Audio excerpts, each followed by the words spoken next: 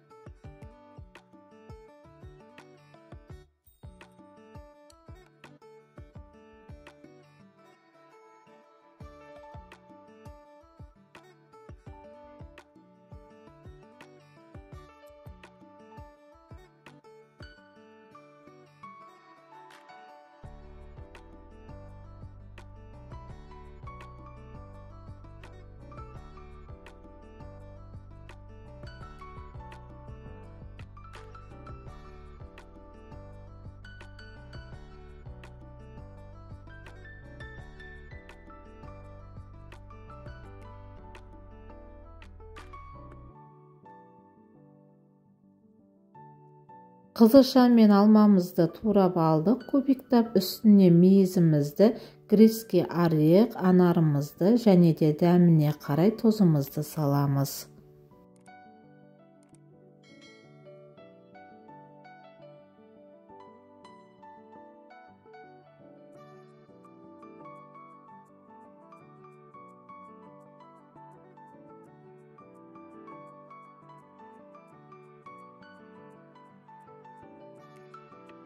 Барлық қоспаларымыздың үстіне майонезімізді салып араластырып аламыз.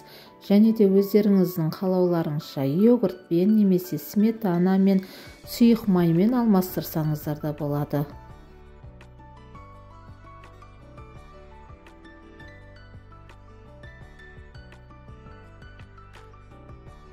Мінекей біздің өте пайдалы витаминге толы салатымыз дайын болды. Үстінен әсемдеп грецкий орех, анарларымызды салып дастархандарыңызға ұсынсаңыздар болады.